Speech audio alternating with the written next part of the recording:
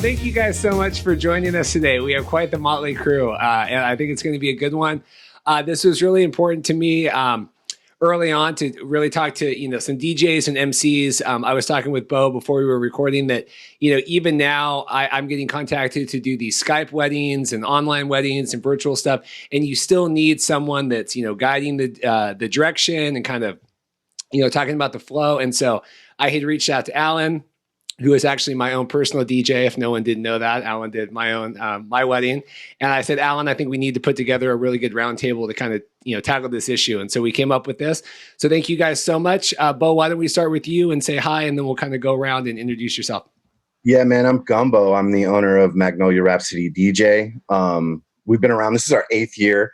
I've been DJing for about 22 years and absolutely love the wedding industry and doing weddings. And Greg? I'm Greg Lowder with Affairs to Remember Entertainment. I've been doing this more than 20 years in Seattle, and weddings probably 80% of my business. So it's something that I have a passion for and I love, and I miss right now. And Alan, what about you? Thanks a bunch for including me, Reed. Alan Chitlik is my name. Puget Sound DJ is my company, and I've been doing this for a little more than 10 years, and just really still passionate about it. Still love the weddings. Perfect. So first off, I did just kind of want to do a general check-in right now, just to kind of see how everyone's doing. We just had our August 29th postponed today, so obviously that's still very much in the mindset. So Alan, let's start with you. Just kind of how's everything going, then we'll loop back, circle around.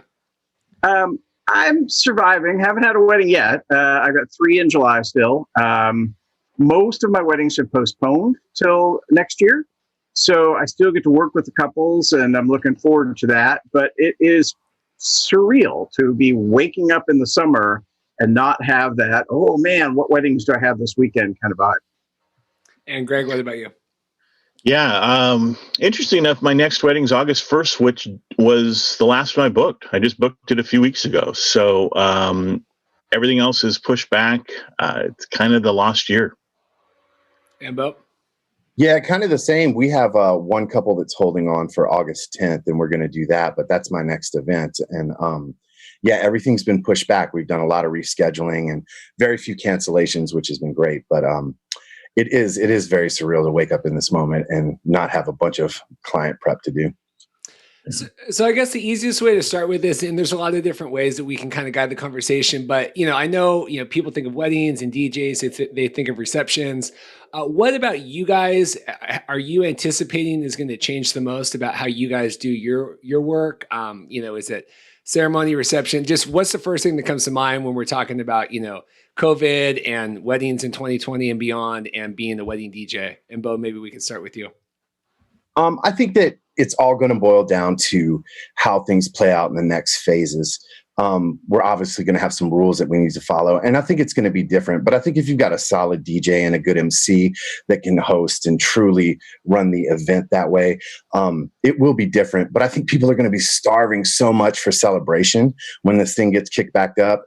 Like, they're really going to be excited to just be anywhere and out with family and friends. So I do agree that I think that it is going to change, but it's nothing that can't be handled. Greg, what about you? What comes to mind? Yeah, I mean, I think the obvious thing was, and hasn't been addressed by the governor's office, is the dancing end of things, which seems that way for most people. We've read a lot of online posts, brides kind of freaking out. What should I do with my DJ? Yeah, I'm not worried about that. I mean, I've had 2 or 3 weddings a year, every year for the last 10 years that have had no dancing by choice. And the couple of them have done, like, the bride, they'd want to do a first dance or they don't think people will dance or whatever the case may be. And those are the ones that I remember the most about. I can tell you every detail of every one of those ones. And they're also the ones that I put the most work into. So I'm not afraid of it. I think it's something we can have fun with. And it's not about unpacking a big long list of games or different things that we've all done before, though those certainly can be part of it. It's about talking to that couple and seeing what they want to do, and also keeping in mind the safety end of things. And Alan? Yeah, I think to continue on with what Greg was just saying, for me, it's going to be a comprehensive approach, and it starts with that conversation with the couples. What is your philosophy? How strongly do you want to be promoting safety protocols and things like that?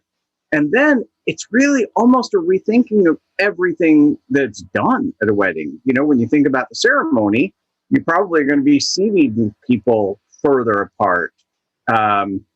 And maybe you don't walk people in as pairs if they are strangers in their wedding party. And every single step, every single thing that you do from that point on, I think needs to be considered. And sometimes you might say, well, they're going to be coming to all the events and they're comfortable with each other, so we'll do that. But in other cases, you might say, here's the new processional, and it's going to be just one by one. Yeah. Yeah. Have you guys, and it might be just in terms of booking with dates and everything, have you guys had real serious conversations with your couples yet about, okay, so I see some shaking heads or nodding heads. So Alan, let's start with you then, and we'll circle back the other way. What conversations have been had with the couples that you guys have so far? Well, I've had 3 planning meetings so far for my July weddings, and literally we're going through everything and trying to figure it out. In one case, the wedding's downsized significantly. They're at 31 people total, 29 guests in the couple, and then they're going to try and do a bigger celebration next year at the bride's family house. But we've gone through step by step and tried to talk about that the ceremony being a little bit different. The grand entrance is going to be potentially different. Buffets are definitely different. And I guess one piece of advice I'd have, I'm not a caterer, but if I was a couple getting married, I would chat with my caterer to try to get a second table set up.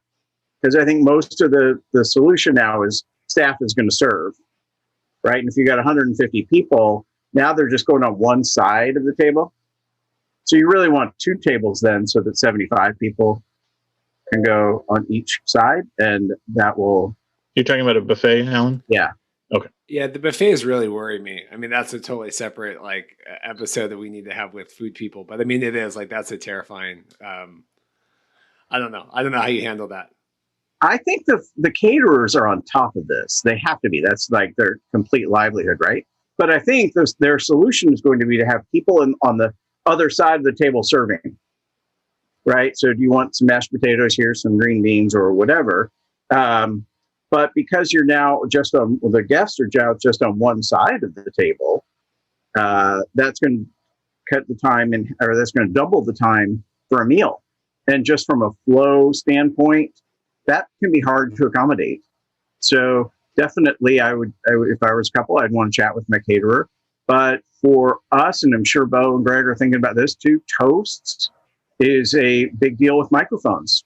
Like you just don't want to be handing the microphone off between toasts. You want to figure out a solution for that. Some people are putting disposable tops onto the mics and switching them between speakers. I am probably going to go to a system where I have the mic on a stand and just have the speakers not touch it at all. Just come up and speak into it. Piece of tape on the ground. Yeah. Yes. And give them a spot to stand onto. And I think that will make me popular with videographers, so the people giving the toast won't be all, oh, yeah. Well, the interesting thing about that I've been thinking about, and I haven't experimented with it too much, but if you think about the mics that we all use all the time, they're generally mics that are right up in people's faces. And when you get the person who's moving it all around and you're trying to adjust the gain, but Reed, right now you're about 8-10 inches from your mic. Yeah, I'm pretty close, but I mean, I'm doing it for broadcast. I mean, I think you could, sure. You can totally get away with. Well, but think of most of our mics are the style that would be a personal mic that would be within 8 to 10 inches or 3 inches or 1 inch from your face. So now we're talking about trying to move them 2-3 feet off. And I don't know if all the mics that at least I have are set up as a gain structure for that. Now, luckily, some of the Sennheiser wireless you can boost a little bit, but now you're opening yourself up to more feedback, and mic placement is going to be huge thing. So it's just this thing that it all flows downhill. From this is an issue, this is an issue. So it might be different, getting a whole different type of mic, or at least the capsule, the part you're talking to. But what have you guys been talking about with your couples? So we have absolutely just kind of reconfigured the whole thing, starting from the ceremony and how we would stagger things and keep people different lengths apart from each other, how we would do the actual ceremony itself, how we would move people and make sure that they're maintaining social distancing. The first thing I'm doing with my clients from top to bottom is just managing their expectations and giving them comfort, and that we do have a plan and we can offer these different things to do, and just giving them a set of options. And then in moving forward, to build on what the other guys were saying with toast, we've actually decided that me and the other guys have been practicing this separately, but what we're doing is we are going to use the foam thing, but we're going to put a round or a stand wherever we decide to do the toast, and I'll have a bag of those foam things, and the assistant will actually change out and sanitize each time, and just to make sure everyone sees it and knows what's going on. I think that's going to be part of it too, is showing people that you are taking the extra steps necessary to not only socially distance, but to make sure that everybody's taken care of. We'll get into the dance party later, but yeah, just reconfiguring and talking to all of our clients about, these are some suggestions that we have that we can do this. And once we get through those set of suggestions, everybody's going to have a different opinion about that, and just managing it so that they get what they want, but they also realize that we are working in COVID area. Yeah, it's so tough. I mean, and even because I obviously do a lot of the podcasts from here now, and then I do a lot of, when I do my blogs, I do a lot of blogging by voice, and then I just like transcribe it. And like I all the time see, dry just whatever on the monitor, right, from just me standing here talking and whatever. And so that definitely is something that I don't even know, people are thinking like dancing and stuff, but even like if I got to put like a microphone in someone's pocket for the ceremony or holding a mic for the toast, I mean, that's, all these different touching points that I do think, obviously not everyone is putting all the, the thought behind. And to add on that, to build on what those guys were saying about dinner, depending on a buffet or whatever style it may be, I always do personal dismissal. So I'll have my assistant, and the assistant could socially distance and stay away, but then you can maintain control of the crowd, only letting a certain amount go at a time, so there's not a run on the buffet or anything like that. But I do think the idea of the caterers handing out the food that way will probably go. But also it's important to remember, guys, to, before all this is going on, to contact all of the vendors. That's the first point of attack, and see what their plan is, and then adjust your style and what you need to do so that everyone stays safe. Yeah. Yeah, it's crazy. I was on the WIPA call yesterday. They were doing like the state of the wedding. They've done like 4 of them now, and it was, they just have a bunch of planners from all over the country, and they were even talking. They were talking about flipping the rooms, from ceremony to reception, and having to, sanitize all that stuff, and even like rentals. They were talking about having like a clean rental truck that would bring stuff, and then have a separate like dirty truck that would pick stuff up. And it's crazy, and obviously this is outside of, our scope, but just, the thoughts that's going on with kind of all this stuff is just truly remarkable. And that I think it's so important to do these roundtables and to get feedback from people like you, from each vendor type, just because it's so, you have your own million different things that you think about at the wedding that's different than whatever, everyone has their own kind of whatever. So what are you guys anticipating being some of the biggest challenges this year? I know that was another question that I had on there. And I mean, besides just obviously everything, but like what are some things that are still really worrying you personally? And maybe Greg, we could start with you on this one. I'd say 2 things. The number one, and just as you were saying this, oftentimes we're asked to pull, if you go back to, me DJing Mormon stake dances back in the day, and I'm, asked to police the dance floor. I believe the quote was, you need to keep the 2 widths of the Book of Mormon between the boys and the girls, sort of thing, right? And so just like when we were talking about the buffet, if we're doing that later, I won't do that over the microphone just as a dismissal. If I get to play a game to dismiss people, like trivia or something like that, to have the guests compete to see who goes next, I like to do that sort of stuff. But if, like Bo said, I will go around and individually dismiss tables if I have to. But along that, I don't want to have to be the dancing police. I can't do that. It's one of the reasons I don't like dismissing tables, is because it makes half the room hate me. And it's not me personally. It's just later in the night. It means that they're not going to be as, come up and make a request, or they're going to, kind of be a little big, it's not a big deal, but people hold a grudge sometimes. They'll come up and give you crap, and sometimes be quite honest about it and serious, even though I had nothing to do with what order to dismiss tables. So I don't want to have to go out and say, hey, put your mask on the dance floor, or, hey, 6 feet, or are you guys all in the same family unit? That's not my job. So somebody, and I believe this is listed out in some of the things, is going to have to be a manager of that and gets to be the bad cop, because I'm a team player, totally. But that is just not, I'll make announcements and I'll set it up as the MC and set expectations, but I can't be the enforcer. It goes against everything that, as an entertainer, that we're trying to do.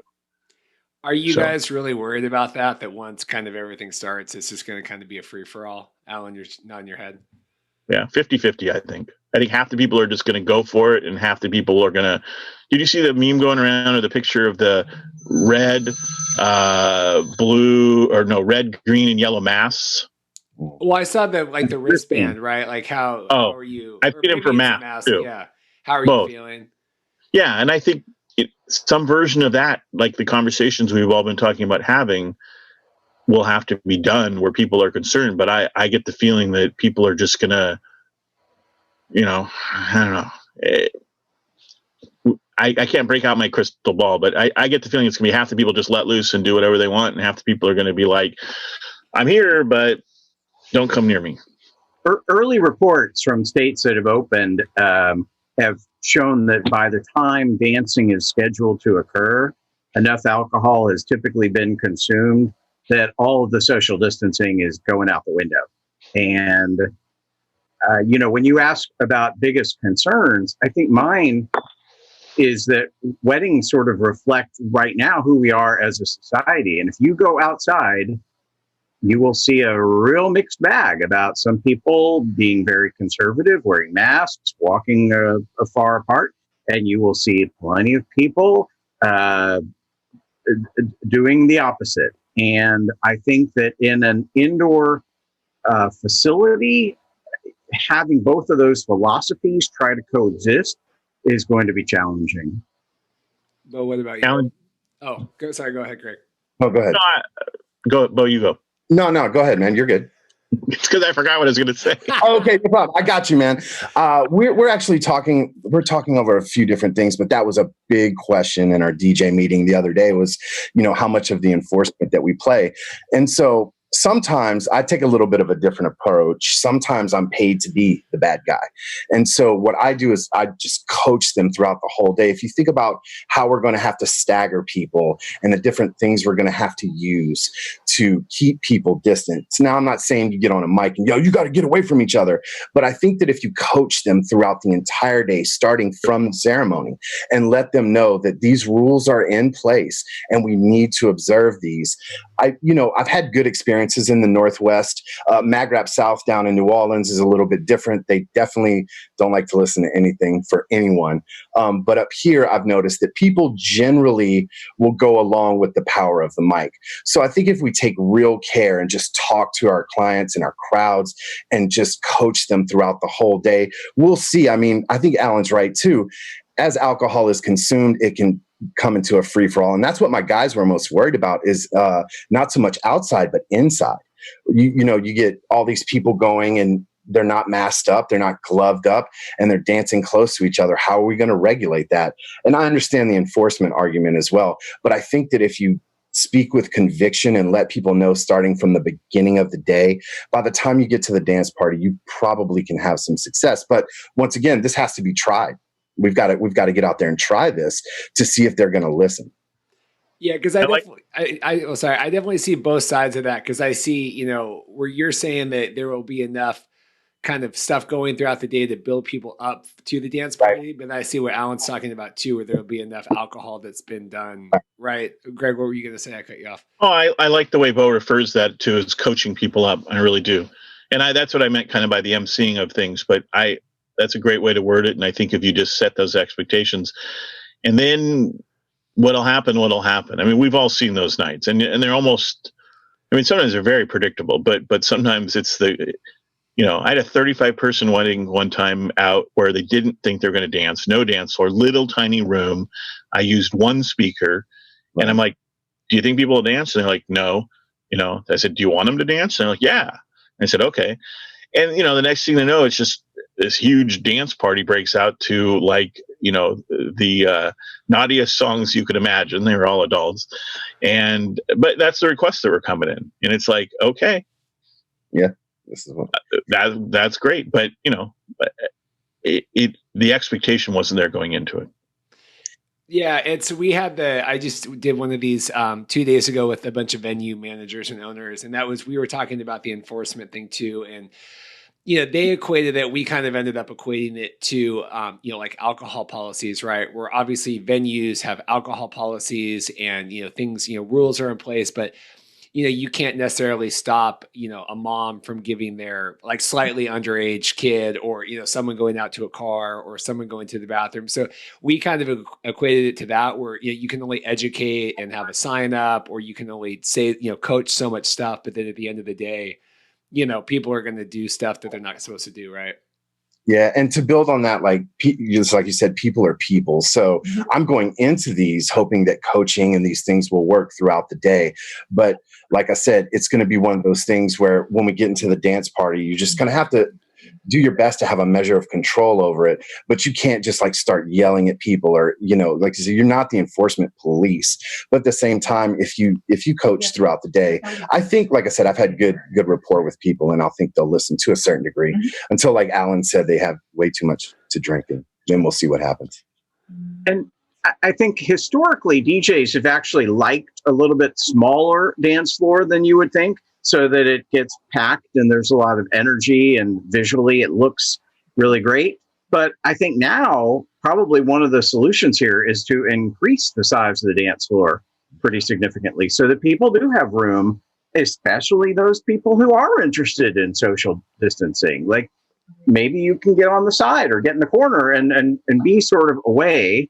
I've even thought that people might want to try dancing at their tables. And that we take the whole the reception room as an entire dance floor, and people can kind of stay there with the people that they're sitting with, but still get to be in that dance party mode too. Just not on their tables. Not on the tables, no. I had a rabbi did that once. She danced on top of the table. It was great. You're a rabbi, though. You can get away with that, right? Yeah, it was awesome. One thing I want, in terms of the dance floors and things, and I know that there was a question yesterday in the wedding group, and Alan, I had tagged because they were asking about, DJs and options and things for, receptions, with dancing or with limited.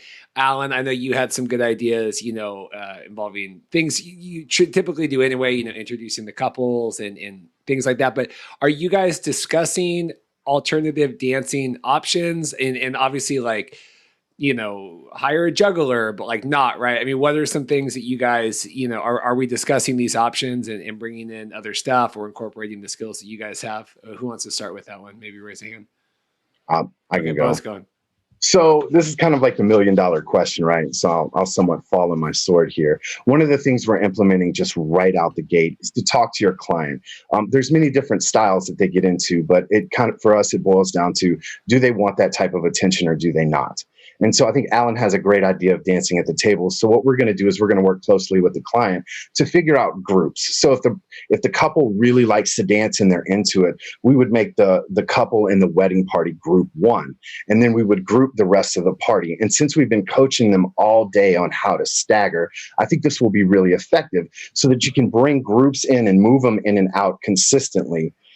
With group one, which would be the couple in the wedding party on the dance floor, keep them distanced. And then if you have a type of client that doesn't want that type of attention, what you can do is you can still assign the groups and but then you can make it about, you can play different ways. You can get them into calling out each other groups, have one group come up. They can call out group 6 if that's what they want to do. Or you can split it up like elders and youngers. You can play tracks, do a couple mixes and play tracks for the elders that they would really get down to, and then bring in some more modern music for the youngers, and then flip it up on them.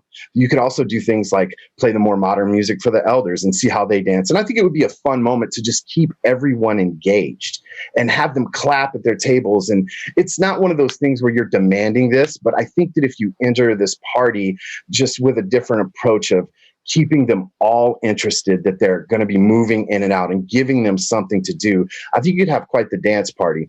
That'll probably go for about the first hour, hour and a half. And then once they start to wear out a little bit, I think the DJs are just going to have to watch on site and see how the party moves. And I always like to invite, not dismiss. So instead of asking people to leave the floor, we would want to invite them and control the environment that way.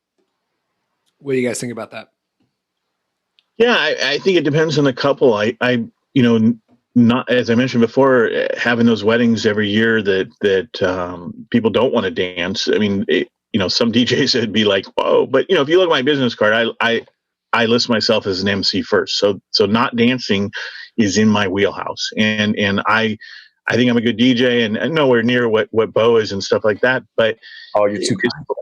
Well, it's about picking out the right song at the right moment, sort of thing. But for not people that don't want to dance, or being prepared if they're not going to, or you show up and people that day aren't comfortable. People are we're going to be wearing masks for at least the next year, probably through 21. So you've got to have 10 to 20 activities planned and ready to go that don't feature dancing. And so, and a lot of it depends on the client's comfort level. A lot of it depends on who the guests are and what, how many kids are going to be there, and you can really, we've all seen the shoe game or the, different ones like that, but what I want to do is sit down with the couples and use those as a starting point. If I can go through the whole night and not do anything they've ever seen or exactly seen before, that's a win for me. I hate the shoe game. No, I'm kidding.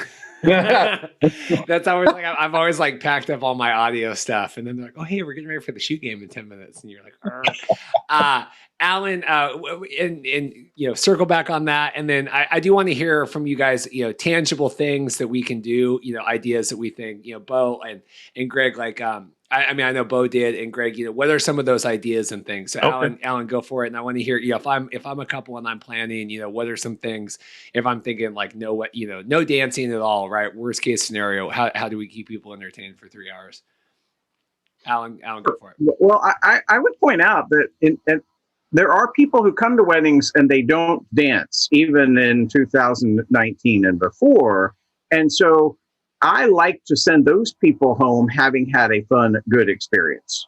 Yeah. So I try to keep the whole day light and entertaining and flowing nicely and things like that. And I think this gives us the opportunity to take that philosophy and supercharge it, where really anything that we can do to bring out the personality of the couple or tell their story or be engaging or entertaining, that's going to help those guests feel like they were at a legitimate, good, fun wedding, even if dancing, occurs less, doesn't occur. There are people of a certain generation who might hear respect and might want to run out to that dance floor, but they're going to think twice about it if it's packed and they're close to 60 or whatever. So, I mean, that's my overall philosophy. And then I think things are getting thought about again. For me, one of the biggest activities that's going to probably be a casualty is the anniversary dance. I really enjoy bringing all the married couples to the dance floor. And then as the dance proceeds, they form a semicircle around this couple who's been married 40 or 50 or sometimes 60 years. Well, I just don't think that in 2020, bringing a bunch of old people and squeezing them together on the dance floor is really a smart way to conduct a wedding. So at this point, I'm probably thinking about retooling that as something where we invite all the married couples to stand up at their seats where they are. And then we invite them to sit down if they've been married less than 5 years, if they've been married less than 10 years. So the longest married couple will still get some love. People will see them and cheer for them, but we're doing it slightly more safely. Yeah. And to build on that, Alan, what it's possible what you could do is, as you have them sit down, the eldest couple that's still standing up, they could come out to the dance floor and dance with the couple socially distant. Love that. Right? Yeah. And so you would still get the shine that it needs. But I agree with you, Alan. That's a big one. And it's a big moment in a wedding if people are into it. And to build off of what you guys are saying, I think that's great. There's going to be scenarios we run into where people are going to be a little maybe not into dancing so much, or they're going to be a little worried about what's going on. And like I said, with masks and all these things that are going on, keeping control of it as best you can, and just being inclusive to everyone that's there. Get them moving in and out. And that's the approach we're taking at this time. Like I said, we're going to run these out here real soon and see what shakes out. And that's part of it too, is we don't know. Yeah. We don't know what's going to happen. We have no idea. We've got a lot of ideas on the table and we're going to run them just like anything else. But it's definitely kind of COVID is a new day for how we're going to run the reception specifically and how we're going to approach dance parties. But offering your clients the ability, bringing some options to the table of how you could get people moving, how you could keep people involved is going to be paramount moving forward for the success of not only the event itself, but just as the DJ being able to come to the table and offer options. Yeah, I think we need to, Bo, you mentioned this before about looking at the schedule in a new way, and if we're eliminating the cocktail hour, and I get so generally speaking, most of my weddings last year were probably 5 to 6 hours sort of thing, ceremony, reception. So this year it seems like almost everybody is wanting to shorten those up. So let's say now we're at 4 hours with the ceremony, maybe 5. Because the cocktail hour is gone. And if you got to do a turn, I don't know what we're going to do. But, and from what I was saying before, I mean, even if they're not doing dancing, the music is still really important. And so if the one I have coming up in the schedule, they're actually going to have food available immediately after the ceremony for the entire day. And so you can pretty much eat anytime you want. And it's kind of a food truck situation. So it'll be a little bit more come up, don't get in line, but, it'll be ready. And, there'll be snacks and things out. So it's kind of more of this, a little spread out. But I think a lot of it, the only time I'm really going to get everybody in one spot is at the ceremony. And a friend is doing the ceremony. I'm not. And so I would never normally just, suggest this, but I'm going to get up and start emceeing before the ceremony, setting the expectations. And then after the ceremony, come back and literally let people know these 100 things that, or whatever, 20 things that are available to do, the lawn games and all that. Luckily, it's spread out. And then that we're going to bring people back together at certain points for the toasts or for that. But if you don't set that up and you just let them go, they're either going to go home or you're going to lose them for the whole day. So I'm going to have I'm literally going to set up in the middle of the space and have 4 speakers. It'll be like surround sound for the entire property. It'll be fun. And the audio design is going to be really important to build off of what Alan said, like spreading things out, making sure your sound design is across all of the area that you need. And Greg, that's a really good idea that you're talking about. I mean, how do you manage a room flip? How do you manage these things and how that's going to go?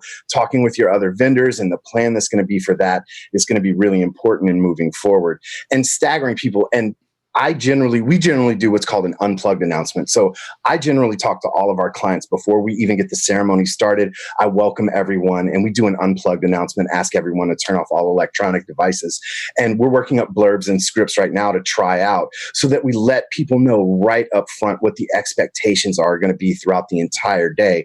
And then just to reinforce that through every single moment. Guys, we're going to have to stagger everything. Weddings are going to slow down to a certain degree. Things are going to move differently and it's going to move just a little slower. And I think if you have good planning up front, you got great communication with your couple and the vendors, it'll be interesting to say the least, but I think it can be done not only professionally, but still be inclusive and a lot of fun for everybody that's going to be there. Yeah. It's going to be different. I think it'll be fun. And, quote unquote, the new normal. People might like this sort of stuff and go incorporate it in the future. I mean, before, there was a time where you'd mention the quote unquote a game and people would be, freaking out. And now it's like, let's call it an activity. Yeah. I think this is also a time where a good MC is going to have even more, a greater impact on your event, because the positivity that you can bring about the way you communicate what's going to happen. Ladies and gentlemen, here's what's going on tonight. We're going to sit in this way so that we can all be safe. And later on, we're going to have some sort of dancing, and here's going to be how we're going to do it.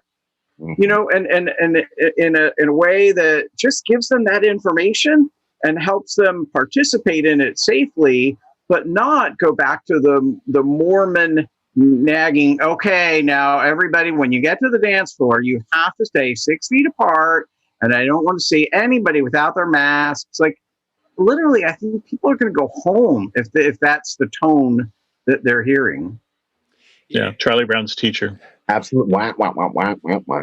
No, and I think you guys, and like you said, and especially all you guys, besides being DJs, like you said, our MC is, kind of first and foremost, or at least, an equal kind of part. And like you said, just that communication. And I think, with, we're talking about like timelines and stuff. I think a lot of us, like, if I got a timeline for like a reception from a planner or a DJ, 6 months ago, I think you probably could have just like glanced it over and tossed it out, right? Like, it's all kind of run of the mill. Like, we're kind of, okay, yeah, we're going to eat and then we're going to whatever.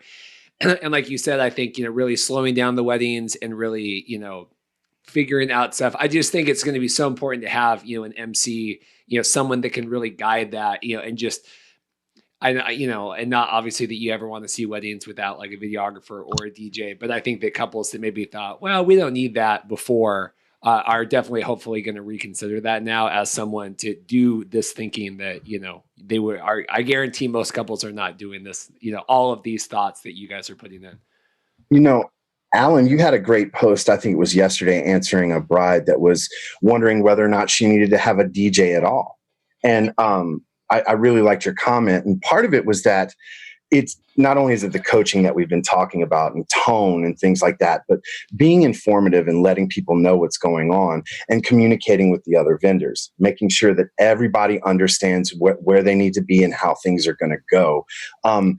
I was talking to Reed about this earlier. I have several comments every year about, well, we only really need you for the reception. And my first question is, well, are you going to have the ceremony mic'd? And almost 100% of the time they say, well, I didn't even think about that. Yeah. So our job is to educate and entertain, but having a solid MC and a solid DJ there to make sure that the day is flowing smooth and to give direction and let people know what's going on. I think Greg said this, if they have no direction, if it just goes, like, people are going to do what they're going to do. They're just going to mill about and do everything. But if you've got someone there that's solid, that's engaging with people and enforcing it with the music and the selections, I think it'll be pretty successful. Yeah, I agree. Yeah, I remember one of the first weddings I ever did a long time ago. We were doing like a pre-venue walkthrough. It was a pretty big wedding. And so I had gone, I don't normally do a lot as a videographer. And I remember it was actually, Alan, we did it at Safeco, and I didn't even realize that. And I didn't even put two and two together. But anyway, we were sitting there and they were talking about, having like some food out for people, or where the food was going to be when the people came in, because they were moving people. It was at Safeco and they were moving them from, downstairs to upstairs or whatever. And the planner or someone was saying, because I had never gone to one of these, and she's like, people, not that you want to say it, but like, guests are kind of dumb sometimes, right? Like, you really need to educate them and really like walk them through, because we all just assume everyone's going to know what's going on all the time. And it's like, this is all second nature. But like you said, people don't. And if you have stuff spread out or stuff staggered, I mean, I did a wedding a couple years ago and they didn't have a DJ, and we went out to go do photos, like family photos, and the guests, they thought everything was done. No one had told them that dinner was coming and all this stuff. And, it was like a 65-person wedding, and we came back in and there was 25 people, because everyone just, and you would think like, well, that's crazy. How would that ever happen? But that, if you don't know what's going on and it's, the afternoon, you think, okay, well, we're done, The interesting thing I think this year along those same things, Reed, will be hopefully October's really busy, so everybody pushed back, and it's about an equal split between for the rest of the year, the ones that are currently scheduled, between ones with a coordinator and ones without. And it'll be a very interesting, I mean, I'm already learning stuff from what the coordinators are doing, and that dirty truck, clean truck thing. Who'd have thought of that, and but some of that is kind of, I mean, we can take inspiration and things like that, but I think it's going to be really interesting, and it always has been this way about whether and what we as the DJs and MCs, and we're talking about schedules, where our job and where our role for each event, it will be different from the week before or the day before or something like that. So it's like, what can we learn from those events where it's at a hotel and there is a coordinator, so it's like there's all these different levels, and then we're just the MC and just the DJ, or mine at the farm in the middle of the country where, pretty much me and the mom are going to make 99% of the decisions the day of. Of course, ahead of time will be the planning and stuff. So it's like, you got to really think about, like you were talking about that post from the bride, she's got to think about what type of wedding she has, and where, who's going to be there and what levels, and she doesn't want to do it at her wedding, so it's the preparation. Yeah, managing those expectations up front. Yeah. And making sure, and once again, you guys have a lot of options too, just offering them options and bringing things to the table so you can open up that path to discussion. And that's going to wind up being very paramount in how these things move forward. I always look at the DJ as kind of the backbone of the timeline, even if we've got a coordinator or not. Generally, the MC is enforcing and just talking to people about what's going on. And at that point, sorry, my daughter just came. I forgot to lock the door. It's okay. Playing with fire there. No worries. She's the same old age as your twins, Alan. Twins. 14-year-olds. Woof. Yeah. My hat's off to you, sir. So finish your thought, Bo. I actually forgot where I was. Oh, just communicating with the client and managing the expectations of what type of day we're going to have and who's going to be there. Generally speaking, they'll have a good grasp of the immediate family and things like that. And they know their friends pretty well of who they're inviting. So if you've got like a raucous kind of younger group that definitely wants to dance and party, just bringing options to the table of how to deal with that. And then like Alan and Greg said, for the people that don't want to dance, making sure you have something in place that is all inclusive and everyone's being kind of attended to so that they leave the event going, wow, even in these situations, like we had an amazing time. And it was dealt with professionally, and on the face of it, and just the heart of the wedding wound up being just about them and their friends and family. Yeah, I agree. So we've got the the kind of the reworking anniversary dance, right? Kind of doing I know Alan in the comments in the post, you had talked about doing the personalized entrances and things that you normally do. Can we brainstorm some other ideas like that? If brides and grooms, whoever are listening, Greg was calling them activities or whatever. Like, what are some other kind of things that you guys have been thinking about in terms to kind of enhance that reception? I'll give you a simple one that I like to do in the past, and I think will work well for this. Is kind of this is from my friend and Alan's friend Peter Mary, and he wrote a book called "The Best Wedding Reception Ever," and this is one of the ideas from there. And it's one of those really, Alan's got a copy of it. There you go, perfect. Does that have my sticker on it? No. Oh, okay, good. Inside joke. Sorry. But no, so one of the things that people are at their tables, and so the last few years we've seen a lot of these where people will fill out like a best wishes card or different things at the table, and those have become really popular things. And one of Peter's ideas was for each table to be responsible for an anniversary card to the couple. So you get, and they can kind of put some thought into which table would be fun. I mean, how amazing would it be? Like, I just had my 20th wedding anniversary, and if we did not do this at my wedding, but thank you. If we had done this, yours too, right, Alan? This year? September. Yeah. And so if grandma had filled out a card to us for our 20th wedding anniversary, who is not with us anymore, and I'm opening that up, and I won't remember who filled it out. I mean, can you imagine for $1.99 and a pen, the power of that? And so if you put one of those at every table and do, year 1 and 2 and 5, and I've seen different levels and different things you can do with this. It's one of those things where those people that aren't dancing or aren't participating can do those things. And maybe you want to have 2 or 3 different things like that. They're already on the table. They're ready to go. And man, the bang for your buck on that one is about as big as anything I've ever seen. Nice. I like that one a lot. And that's like you said, that's totally socially distant, doesn't involve, assuming you have clean pens or whatever, right? Or off pencil. Yeah. Alan, what do you got? I think a great one, if you've got a team that can help this, is some sort of video presentation, some sort of love story that maybe involves photos of one of the members of the couple growing up, the other member of the couple growing up, and then the two of them together. If you've got a good videographer, they could potentially help you with that. A good, No, I know some good videographers that Alan does.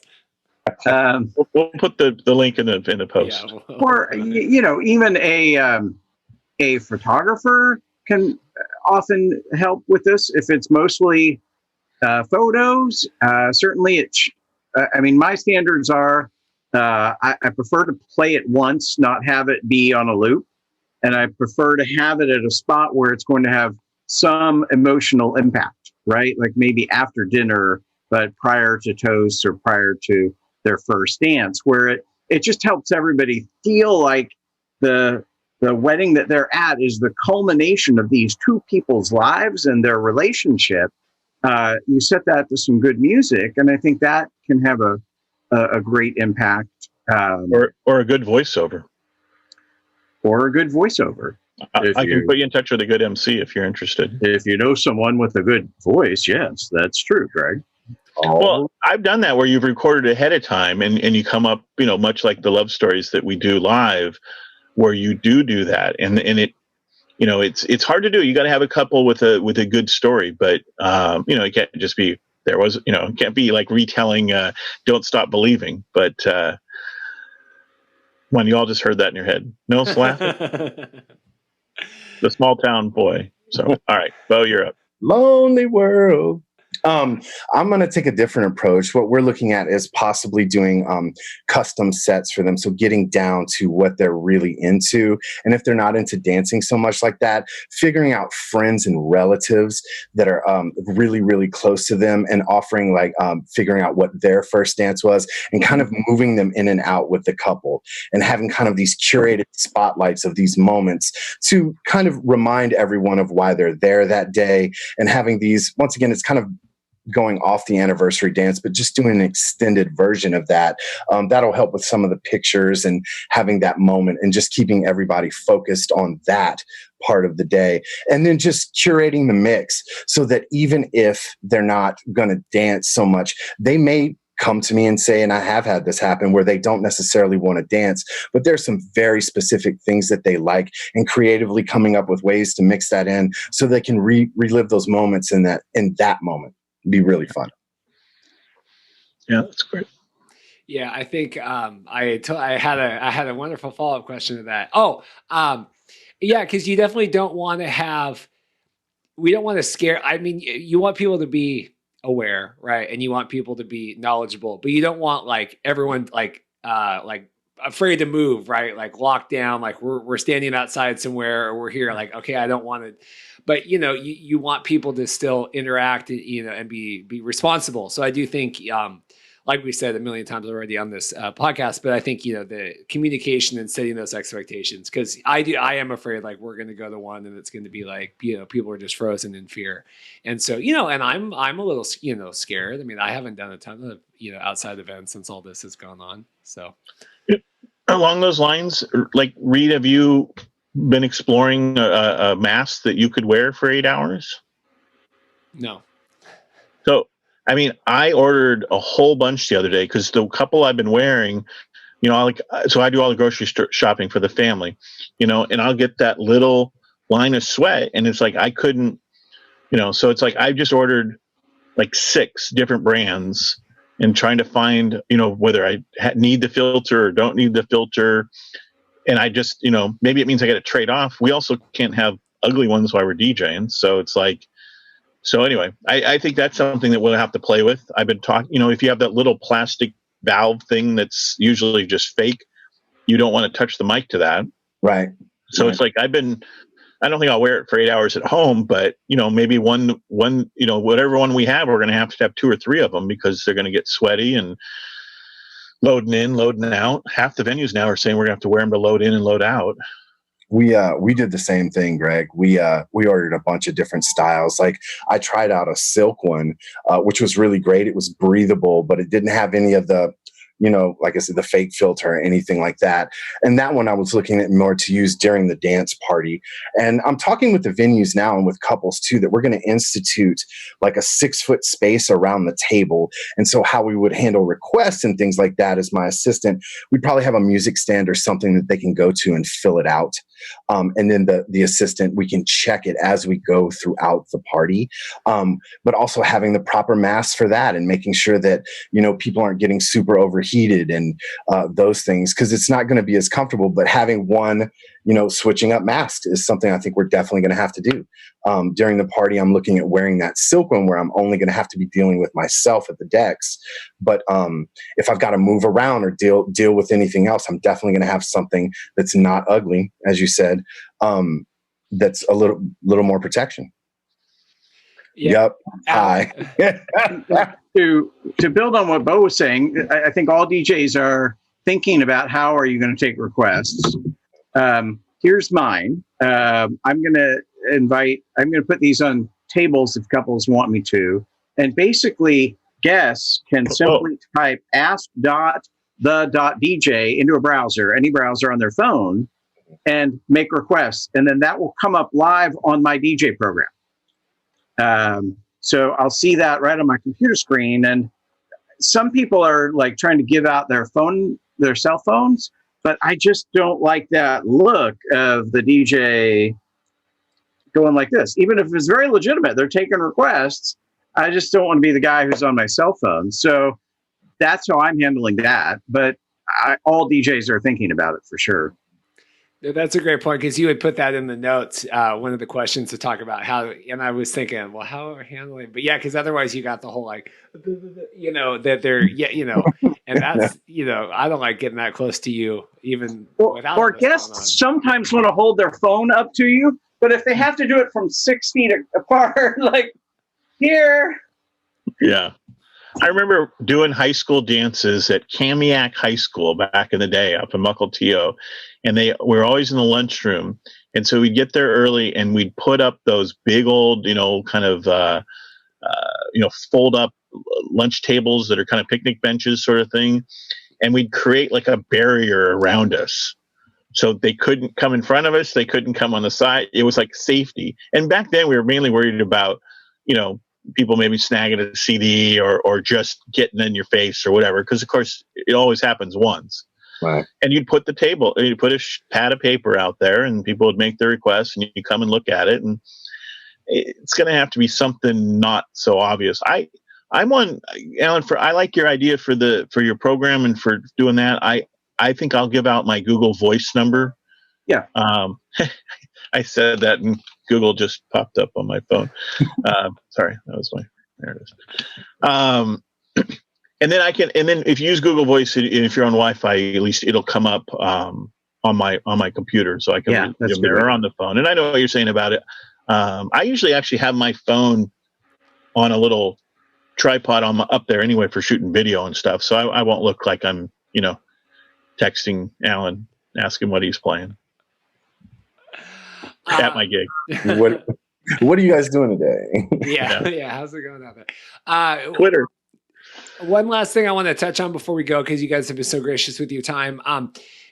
And we've obviously probably hit on a lot of these things anyway, but with a lot of the smaller weddings that are coming up, and I know, Alan, this was something else you had noted, just the importance that you guys see the difference, with doing something smaller.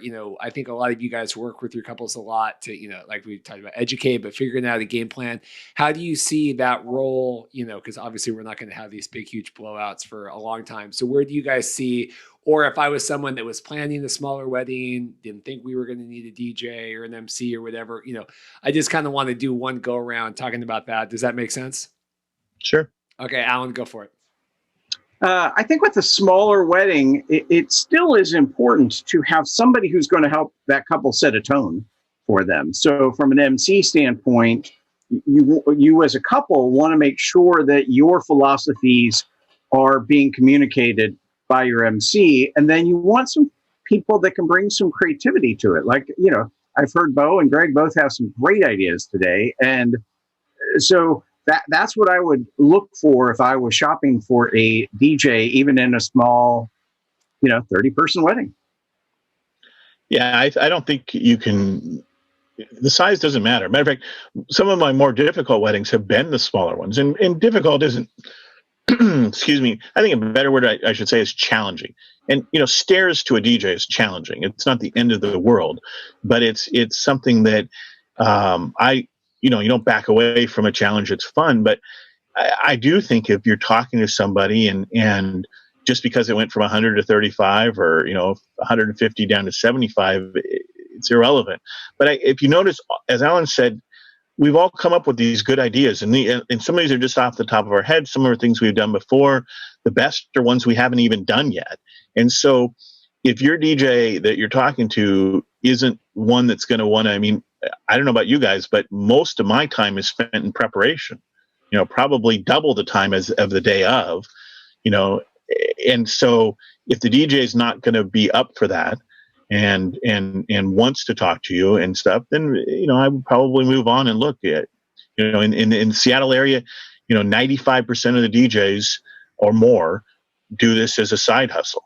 And there's nothing wrong with that. We've all been there, and there's something like that. But if they don't have the time, or their business owner doesn't have the time to sit down and talk with you at, 10 o'clock in the morning, then maybe you're not a priority for them, and you're just another gig, and they're just going to, and this is not a time you can go through that. This is not just another gig. This is all new. We're reinventing the wheel here, and that's something that you need to hire a professional that'll help you do that. Oh. Man, I absolutely agree. The separations and the preparation, right? Absolutely. It's going to be the people who just start from top to bottom with the client and really pay attention to what's going on and managing their expectations. They're not going to know all of the things that you're going to have access to as far as the vendors that you've talked to, planners, all of those things. So being able to effectively communicate those things and let people know what the expectations of the venue are, just all of those things, and putting those things down in just a step-by-step way that they're still getting and maintaining the wedding that they want, but we are managing their expectations in this environment. Yeah, I think it's definitely going to separate, you definitely want to have people that are putting the thought in, and I just, I know we all do weddings all the time with, with planners, without, or with certain vendors that are, we all go through everything. Right. But I do think, if I was a couple and I was planning something, I would definitely want to make sure that everyone, that was involved was putting in, at least a small percentage of the thought that I think you guys are doing, because I do think it can be really scary. And if people, liabilities and stuff, and just, I think people, you want to make sure that people are, taking the right precautions. And we have fun. Yeah, have fun. And to build on what Alan and Greg was saying, at this point, managing the day and managing people and making sure that things are watching is where the MC portion is going to really become paramount. It's going to be important that you talk to everyone. So not only following through with the client, but on the execution of the day of, making sure that everyone knows what's going on. And I think, once again, if you coach them, we should have a pretty successful event that can be fun for everyone, and people can walk away from it going, even in this environment, we still had an amazing time. Amen. This has been great. You guys have been so gracious with your time and coming on, like we said, 10 on a Thursday, kind of, making the time to do this. I know Greg's got a lot of educational stuff today he's taking part in as well with Alan, and you guys are busy with kids and lots of stuff. So I really appreciate everyone taking the time. I just want to do one final, just last thoughts, everything. I'll put everyone's, information and, websites and everything, but let's start with Bo and go around, because I do want to give Alan the last word today. So let's just, any last thoughts, anything before we go? Yeah, definitely. Just I'm DJ Gumbeaux with Magnolia Rhapsody, and anything you guys need, just call us. But everyone, take care out there, and make sure that as we move through these things, that you be flexible in this environment. Make sure that you're listening to your clients. Make sure that you're listening to the crowd, and remember that you are there to backbone that day, and crush it. Greg. Yeah, I mean, this is every time I go to Safeway, all I hear on the recording over and over every time is, we're all in this together, and it's a bunch of voices, and it's like, to me, I'm looking around for a drink because that's part of a drinking game, right? I mean, it's like you got to take a shot every time, but we are, and it's a cliche, and it's something you're putting together a team of vendors, and here we are, 3 competitors, but we're all good friends. We've all hung out. We've all done stuff. We've all learned things together, and we would all come to the aid of the other person.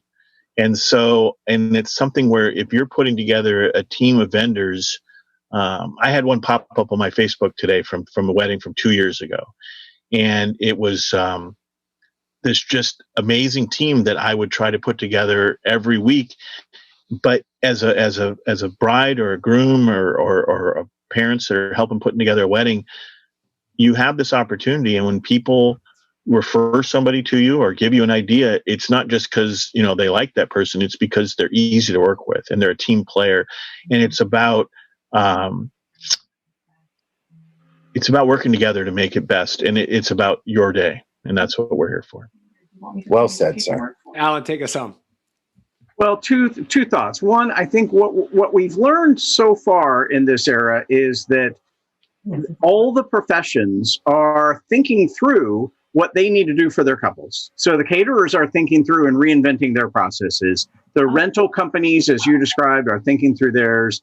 DJs certainly are. And I hope as a couple, you both appreciate that and look for that, right? Like have that conversation with your vendors, or if you're shopping for vendors, make sure you hear from those folks what they're doing and that they align with your values and what you're looking for. And then secondly, if you are having a wedding in 2020, it can absolutely be fun, right? Like it's been a challenging year for every single couple, whether they're going ahead, whether they're postponing, whether they're doing significant changes to their guest list. But once you get to that wedding day, it can still be fun. It can be everything that you wanted. It can be the story of your relationship. And I hope the folks have such great weddings. Perfect. Well, thank you guys so much again. Oh, Bo, yep. Yeah, I'm sorry, Alan. I got to build on that, man, because that's a great comment, dude. Hold on. That's great. People are going to want to celebrate. I know everybody's worried right now, and there is cause for concern. But like Alan and Greg were saying, we're going to be bringing the, in my opinion, the primary function of a DJ is to bring people together. In this age, it has to be socially distanced. I understand that. But people are going to be wanting to celebrate and be around their friends and family. And I think that's going to be a big chunk of the work for us, as long as we do our professional job and take care of our clients and our vendors, the people that we're with in the venues. I think it's going to wind up being a smashing success. Perfect.